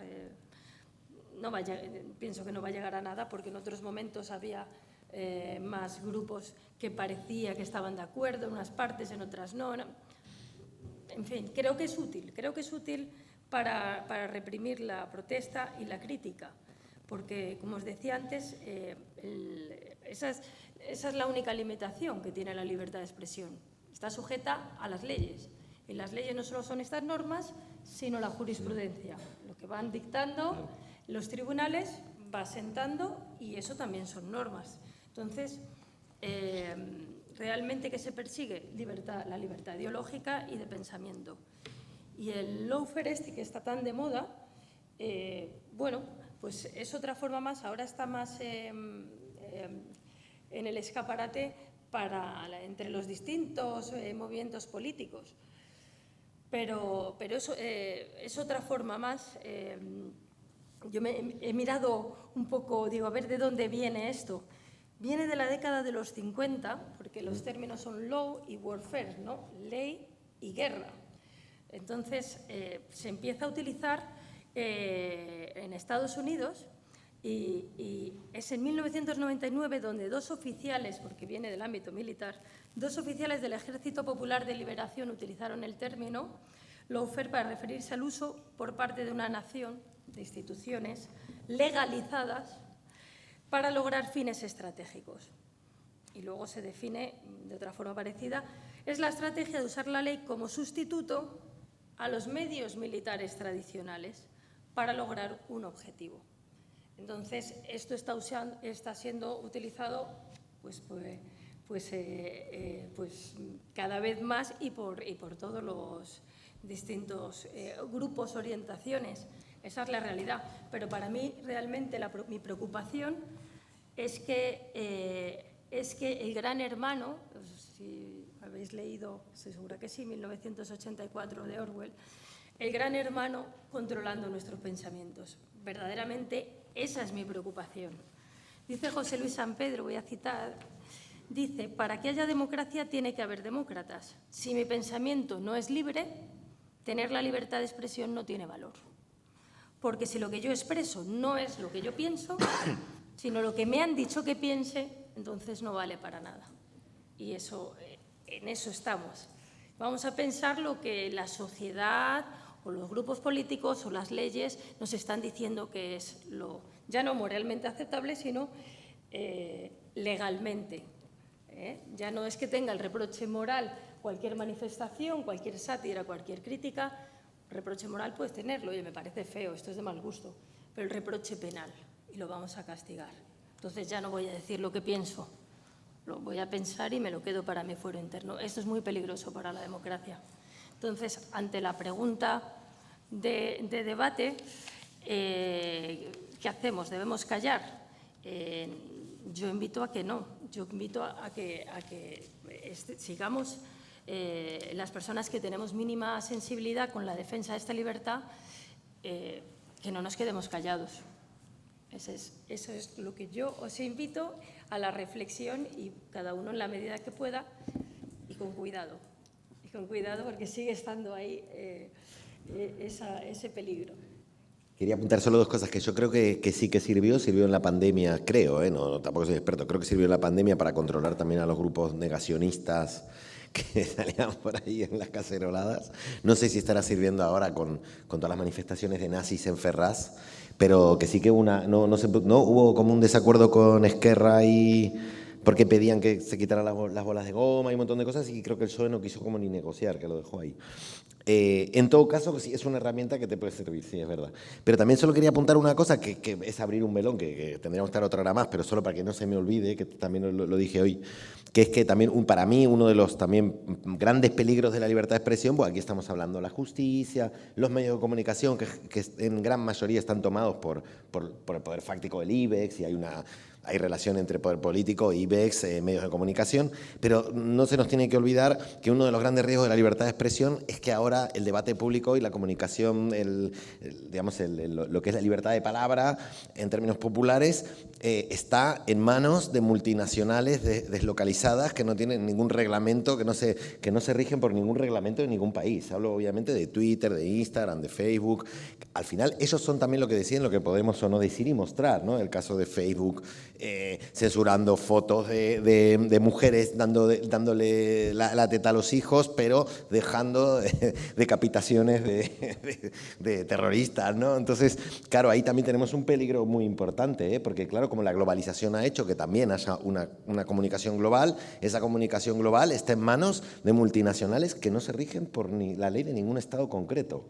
Y eso también telita, Por no sumar también el gran problema de que justamente los algoritmos privilegian esto de las esferas de grupo, con lo cual yo a veces alucino, porque me ha pasado que me he subido, por ejemplo, sin ningún prejuicio con el rubro de los taxistas, pero me he subido a algún taxi y está escuchando una radio que yo no sé cuál es, que pienso, hostia, es que si yo estuviera escuchando todos los días esto, es que estoy viviendo en un país muy diferente al de este tío. Este tío está viviendo en un país donde está viviendo una dictadura, un desastre, una cosa que se va a ir a la ruina, de dónde vamos a ir a parar, se nos están llevando inmigrantes que nos roban todo, la economía fatal. Entonces, claro, ¿cómo voy yo a tener una discusión sana y adulta en plena democracia del que pensamos diferente si él está viviendo casi en un país completamente diferente al mío, viviendo en el mismo país? Con lo cual eso también hace que estemos en burbujas tan separadas que no nos vamos a poner de acuerdo, ¿no? Yo lo quería apuntar eso. Con respecto a eso, creo que hay un factor fundamental que se llama educación. Es decir, educar en el debate, educar en contrastar opiniones, educar en tolerancia, educar en saber debatir, en saber argumentar y no en saber gritar, a ver quién grita más. Es muy español lo de hablar todos a la vez y que a ver si se me escucha porque grito más. Eso lo hacemos todos y todas en los bares cada día. A mí me parece que tenemos una cultura de comunicación un poquito enfangada. Quien se solivianta más parece que termina teniendo la razón porque te hartas y déjame y parece que ha ganado. Es decir, ese tipo de cultura que se opone claramente a la cultura de la argumentación, del razonamiento y también, por otro lado, como comenté antes, la cultura de encumbrar el sentimiento, que es algo que a mí me hace mucha gracia porque, por ejemplo, era algo que antes, de lo que antes te reías, decías, veías a una folclórica que decía, es que esto hay que sentirlo, no se puede decir con palabras, es decir, no se puede argumentar. Pues eso, que a mí siempre me ha parecido como muy ridículo, resulta que ahora se está defendiendo mucho. Es que siento esto. Entonces, en el momento en que vas robando terreno al razonamiento y a la lógica, pues entonces lo que estás haciendo es encumbrar el pensamiento mágico, las ideologías, bueno, todas estas cosas, el terraplanismo, es decir, confundir este rollo de, no, es que hay libertad para pensar lo que quieras. Por supuesto que hay libertad y para expresarlo, pero exprésame bien lo del terraplanismo y vamos a contrastarlo, a ver quién gana en un debate. No, es que no te quiero escuchar porque esto es lo que yo pienso. Si no hay foros de debate, si no hay educación, si no se enseña a nuestra juventud a argumentar y a tolerar discursos hirientes porque forman parte de lo que es la cultura de la democracia, sobre todo el hecho de aprender a rebatirlos de un modo convincente, si lo que acabamos haciendo es hablando con memes, pues entonces evidentemente el debate se está perdiendo. Pero yo confío en que, no sé, de algún modo podamos luchar contra eso. En el caso del miedo, a expresarnos, al que me refería antes, que yo por supuesto que también lo tengo clarísimamente, y llega un momento que me harte, diga, mira, me callo, me dejen en paz. Pero sí creo que hay fisuras todavía donde se puede hablar, donde se puede aberrar, donde se puede desafiar, donde se puede ofender. Porque es que ofender no es un delito, ofender es un derecho. Y el problema lo tiene quien se siente ofendido. Si tú te sientes ofendido, es que tienes un sistema, digamos, de tolerancia muy poquito desarrollado. Es decir, la ofensa es solo delito, en realidad, en los países, en las teocracias, en los países que no tienen democracias, en las dictaduras, la ofensa, pero la ofensa como concepto, es decir, depende exclusivamente de quien se ofenda, no del que lance la supuesta ofensa, porque a mí me pueden ofender muchísimas cosas que no ofendan a nadie más. Es decir, establecer un criterio objetivo en eso es muy difícil. Lo que hay que aprender es que la ofensa en sí no es un valor a defender. Al revés, creo que es algo que va en detrimento de la persona. Si te ofendes es que tienes un sistema deficitario, porque el fuerte, en mi opinión, es que la persona solvente es quien aprende a que las cosas le resbalen un poquito, a tener la piel gruesa, a saber que esto, pues mira, no lo voy a escuchar, con esto no me vas a destruir, no me voy a soliviantar porque te cagues en mi madre, ese tipo de cosas, ¿no? Entonces, dentro de las armas que pueden quedar para defender una libertad de expresión, creo que teniendo un poquito de cuidado solo con algunas cosas, como por ejemplo, entrecomillar, en el caso de Twitter, o por ejemplo, utilizar el condicional, utilizar la interrogación, se pueden todavía pelear por muchos conceptos para los que nos gusta la cultura punky, la cultura de la provocación y la cultura de desafiar los valores establecidos para generar debate y para que a través del debate avancemos como sociedad. Ahora lo que decía César, dos cosas que estoy completamente de acuerdo. Decía Timothy Garton Ash, que es un periodista de The Guardian, que a mí me gusta, que decía que si hablamos siempre de expresión, no hablamos de hechos, como decía César, no es lo mismo la palabra que el acto, ¿no? De expresión. Que si está a un clic de que tú no lo veas, no debería ser delito. Que tú tienes la libertad de no verlo. Entonces no puedes ofenderte, no sigas a Mongolia, no sigas a Defcon 2, ya está, no es delito. Otra cosa es que yo vaya a alguien que no conozco de nada en la calle y le mire en la calle y le cuente un chiste chungo sobre él mismo, ¿no? Porque entonces, por eso me gusta decir que el único límite que tiene el humor, como todo lo humano, es el contexto. O sea, un chiste en un tuit tirado para mis seguidores es una cosa, ahora si yo veo un desconocido por la calle y le digo narigón, pues entonces deja de ser un chiste y es una agresión. Pero si está a un clic de que yo no lo vea, está en mi libertad individual no verlo, entonces no debería ser censurado, ¿no? Y me gusta ese concepto porque en realidad creo que nos hemos vuelto como dones. Pretendemos siempre que haya un poder que nos evite a nosotros hacer el trabajo, ¿no? Que haya un poder... Entonces, ¡ay, cómo me he ofendido! Que venga alguien y cierre esta revista, ¿no? Es como, no, pues no la compres, ¿no? Lo que sea, pues no la compres. Y ya está. Entonces, creo que sí que la educación, lo que decía César, es fundamental. Yo me encontré mucho yendo sobre todo a bachilleratos y a primeros años de universidad a dar charlas, donde veo que la gente joven no entiende muchas cosas de la libertad de expresión. Creo que la hemos dado por hecho y no le entienden. No sé si en los institutos se enseña. A mí me han llegado a decir ahora, esto hace 3 semanas, me han llegado a decir, pero no entiendo, pero si ofende tu chiste, ¿para qué lo haces?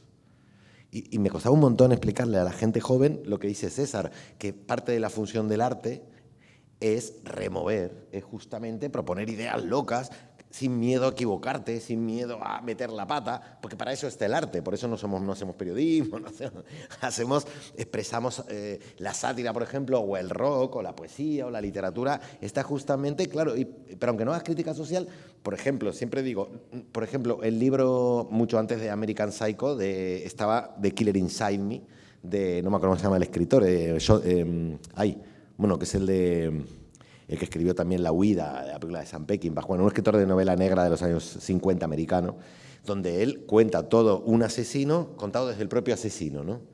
Eso tiene que ser el arte, eso tiene que, si nos vamos a poner, ¿no? Que, oye, esto me hiere un montón porque estás haciendo apología del asesino, porque no te pones a ver si ese libro lo va a comprar una víctima de un asesino y se va a sentir, hombre, pues yo si he sido víctima de un asesino, pues no sé si me va a comprar un libro que se llame The Killer Inside Me, ¿no? Entonces, creo que tenemos que empezar a enseñar también de que uno mismo es el que tiene que elegir, ¿no? Y no que elijan los demás. Entonces, eso es lo que quería apuntar. Nomás lo del clic, que me parecía bonito. Bueno, si les parece, abrimos el turno de intervenciones. Sí, buenas tardes a todos. Yo tampoco creía en el Lawfare ni sabía lo que era hasta que me enteré por la prensa de que estaba imputada y tenía que ir a Plaza de Castilla porque el juez Escalonilla pensaba que yo había prevaricado por haber tenido en brazos al niño de una amiga. Entonces no me quedó más remedio que creer en el Lawfare y en lo que esperaba que Escalonilla me recibiera en Plaza Castilla me puse a estudiar. Y cayó en mis manos un libro de Arantxa Tirado que explica que, si bien es cierto que ya no existe la guerra, digamos, al menos en España, cuerpo a cuerpo, porque liquidarnos sería muy descarado, pues hay una suerte de guerra híbrida en la que se inserta el llamado Lawfare, independientemente de dónde venga el término lo estamos acuñando para referirnos a eso. Y por definición, el Lawfare solo lo puede ejercer quien tiene el poder. Si no se tiene poder, no se puede ejercer, porque el Lawfare tiene como 2 patitas. Una es la judicial, que es Escalonilla citándome, pero filtrándolo primero a la prensa, que es la segunda patita, que es la mediática. ¿Qué quiero decir con esto? Que no veo tan claro que sea un arma que nos podemos echar a la sociedad polarizada los unos a los otros, porque para ejercerla hay que tener poder. No es casualidad, ni yo soy el Che Guevara, ni esta señora es más violenta que Alberto Rodríguez, Mónica Oltra, Isa Serra, Dina Busselham, Carlos Sosa. No es porque seamos violentos, es porque defendemos un sistema que al poder y a su conservación de privilegios no le interesa. El feminismo es el mayor movimiento para la igualdad de oportunidades y todo lo que suena a igualdad cuestiona unos privilegios muy bien asentados con una muy buena propaganda en este país. Por tanto, me gustaría irme de aquí pensando que el lawfare existe, porque entonces lo que mi madre sufrió es una herida real que puede sanar en colectivo, y también aclarar que creo que no se puede ejercer si no se tiene ese poder.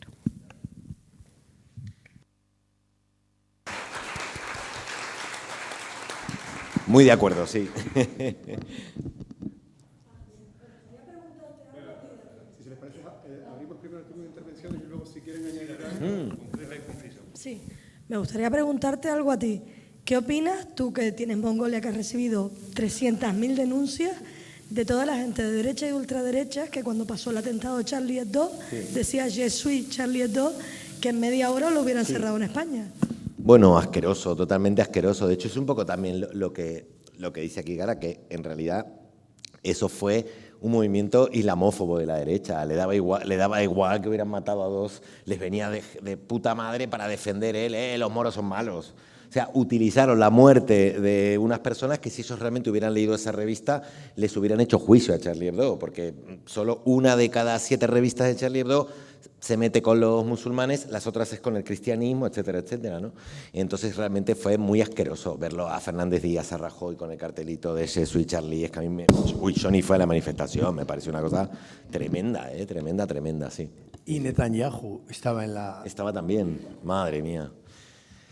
No, es terrible, pero es que es verdad que es eso, es que el poder fáctico es como que se ha cansado de jugar. Los poderes fácticos no es una conspiranoia, estamos hablando del poder económico, que aquí está muy ligado, como antes también hablábamos, al franquismo, o sea, al Opus Dei, a un montón al nacionalcatolicismo, y están ahí y han dicho, bueno, ya nos cansamos de compartir el poder y que vengan estos a hacernos leyes rarunas.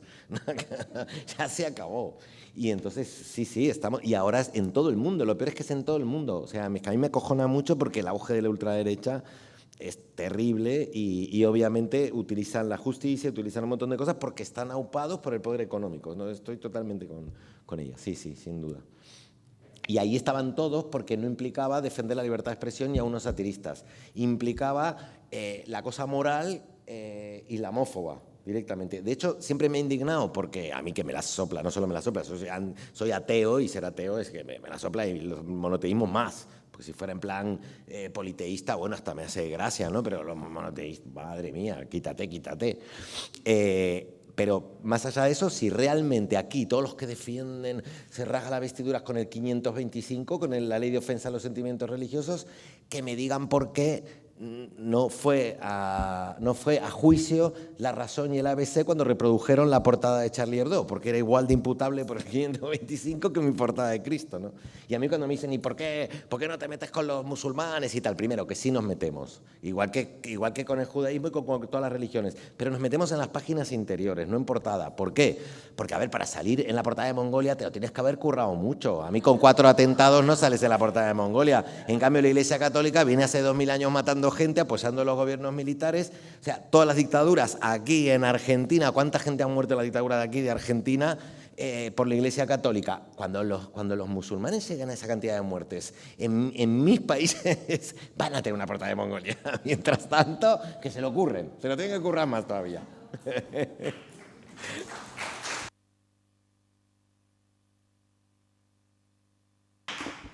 Bueno, muchas gracias a todas y a todos por asistir. Y bueno, yo personalmente salgo muy contento de salir del aula y poder vivir en primera persona, ¿no? Una experiencia, ¿no? sobre la libertad de expresión que de primera mano, y evidentemente creo que este tipo de debates enriquece, ¿no? Enormemente. Gracias a la organización, a Juan, que está por ahí atrás, que me dice que ya en fin. Pues nada, buenas noches a todos y hasta la próxima. Gracias.